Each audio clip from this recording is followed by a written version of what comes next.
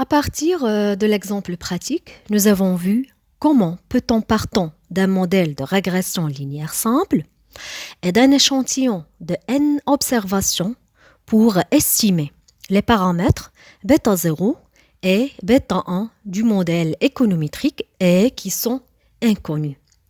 C'est à partir de l'estimation en utilisant la méthode des moindres carrés ordinaires qu'on peut donner des estimations aussi bien précises pour les rendre connues.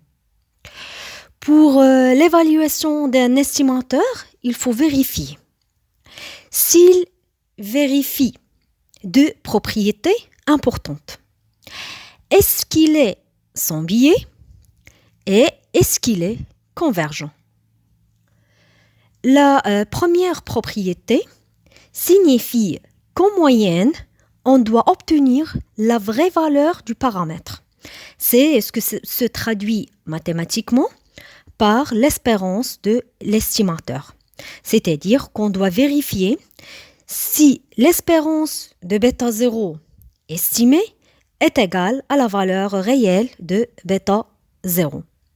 De même pour bêta 1 estimé, si son espérance est égale à la valeur réelle de bêta 1. La deuxième propriété de convergence veut dire que cette estimation devient de plus en plus précise avec l'augmentation de la taille de l'échantillon. Autrement dit, plus la taille de l'échantillon est élevée, plus on converge vers la valeur réelle de l'estimateur. Ce qui se traduit mathématiquement par la variance de l'estimateur qui vaut 0 lorsque n, la taille de l'échantillon, tend vers l'infini. Normalement, ces estimateurs de moindre carré ordinaire vérifient ces deux propriétés. Et c'est ce que vous pouvez démontrer mathématiquement. Dans ce cours, on s'intéresse aux théorèmes liés aux paramètres de modèle. Donc, théorème 1, bêta 0 estimé et bêta 1 estimé sont des estimateurs sans biais de bêta 0 et bêta 1. Théorème 2, les variances des estimateurs MCO sont respectivement la variance de bêta 0 estimée est égale à la variance de l'erreur fois 1 sur n plus x bar au carré sur la somme des xi moins x bar au carré. Et la variance de bêta 1 estimée est égale à la variance de l'erreur sur la somme des xi moins x bar au carré. Tandis que la covariance vaut covariance de bêta 0 estimé, bêta 1 estimé, est égale à la variance de l'erreur fois x bar sur la somme des xi moins x bar au carré. Le troisième théorème, les estimateurs des moindres carrés ordinaires sont convergents. Donc, ces estimateurs sont sans biais et convergents. Et on peut par la suite mettre en œuvre le modèle de la régression linéaire simple en se basant sur ces théorèmes. On ne peut pas parler d'un modèle économétrique sans parler de l'erreur. L'estimation de cette dernière fait partie également des démarches de la mise en œuvre de ce modèle. Cherchons premièrement son expression. On sait que epsilon i est l'erreur qui est inconnue et qui est intégrée dans le modèle de la régression linéaire de la façon suivante. yi est égal à bêta 0 plus bêta 1 fois xi plus epsilon i. Et nous venons d'estimer les paramètres du modèle et déduire par la suite la valeur estimée de la variable à expliquer y par l'expression yi estimée est égal à y estimé de xi est égal à bêta 0 estimé plus bêta 1 estimé fois xi. À partir de la formule 1 et de la formule 2, On peut déduire l'estimation de l'erreur observée epsilon i estimée et qui s'appelle résidu.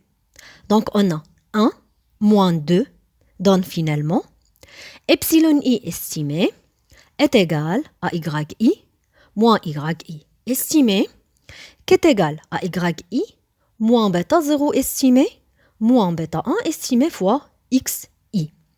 Avec yi et xi sont connus à partir de la table de données et bêta 0 estimé et bêta 1 estimé sont calculés en suivant la méthode des moindres carrés ordinaires. Afin d'appliquer cette formule, revenons à l'exemple précédent. Pour calculer l'erreur estimée, on a epsilon i estimé est égal à yi moins bêta 0 estimé moins bêta 1 estimé fois xi. C'est-à-dire qu'on doit calculer l'erreur estimée pour chacun des individu de l'échantillon en se basant sur les valeurs de yi et xi qui sont observables et obtenues directement à partir de la table de données. Et des valeurs des coefficients de régression, bêta 0 estimé et bêta 1 estimé, et que nous avons déjà calculé à partir de la méthode des moindres carrés ordinaires. Pour ce faire, on aura besoin d'ajouter une autre colonne pour epsilon i estimé. Le calcul est très simple. Prenons le premier individu, c'est-à-dire epsilon 1 estimé, qui se base sur les valeurs de x1, y1, bêta 0 estimé et bêta 1 estimé. Il suffit de remplacer ces valeurs par l'expression de epsilon i estimé et on obtient epsilon 1 estimé est égal à moins 33,96. De la même façon, on calcule epsilon 2 estimé, epsilon 3 estimé jusqu'à epsilon 10 estimé. Maintenant, je vous demande de faire vous-même ce calcul et de mettre la vidéo en pause et de calculer par la suite la somme des résidus, c'est-à-dire des epsilon i estimés. Après avoir fait ce calcul, vous trouvez que la somme des résidus est égale à 0. C'est une propriété très importante de l'erreur et c'est ce qu'on va démontrer mathématiquement ici.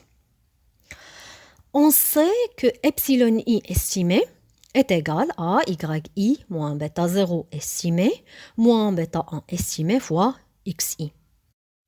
En sommant les deux termes, nous obtenons sigma des epsilon i estimés est égal à la somme des yi moins bêta 0 estimé moins bêta 1 estimé fois xi.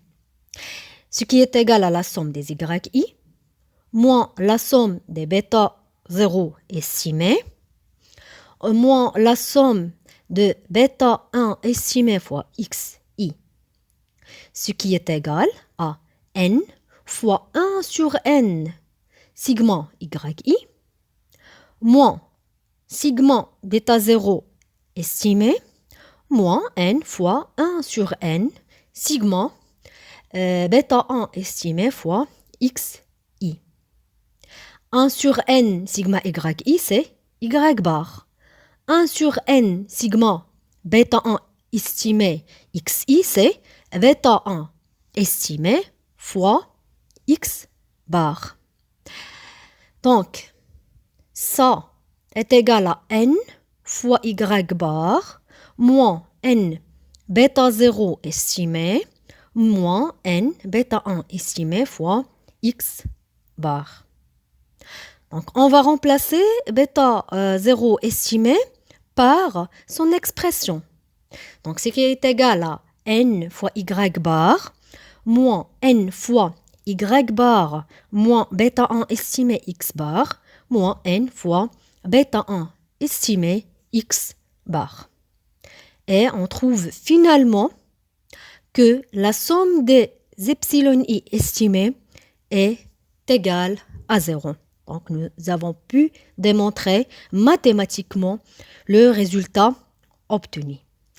Ce qui explique qu'en moyenne, le modèle est bien spécifié. Passons à une autre propriété importante de l'erreur, c'est la variance de l'erreur, et qui est calculée selon ce théorème à partir de la formule la variance estimée de l'erreur est égale à la somme des epsilon i estimés au carré sur n-2. Cette statistique également est un estimateur sans biais de la variance de epsilon. Donc, à partir de cet estimateur, on peut déduire l'estimation des variances de bêta 0 estimé et bêta 1 estimé. Revenons à notre exemple. En appliquant ces formules, essayez d'estimer la variance de l'erreur, la variance de bêta 1 estimé, puis de déduire l'estimation de l'écart de bêta 1 estimé.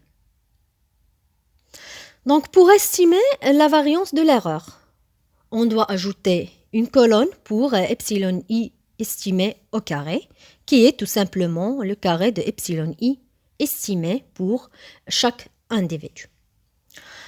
Ensuite, on aura besoin de la somme des epsilon i estimés au carré, qui sera divisé par n qui vaut 10 moins 2. Et on obtient finalement l'estimation de la variance de l'erreur. Ensuite, en se basant sur cette valeur, on peut calculer la variance estimée du coefficient bêta 1 estimé. Sachant que nous avons déjà calculé la somme des xi moins x bar au carré, on remplace et on calcule. Puis, l'estimation de l'écart type de bêta 1 estimé est la racine carrée de sa variance, d'où l'écart estimé de bêta 1 estimé est égal à 0,0179.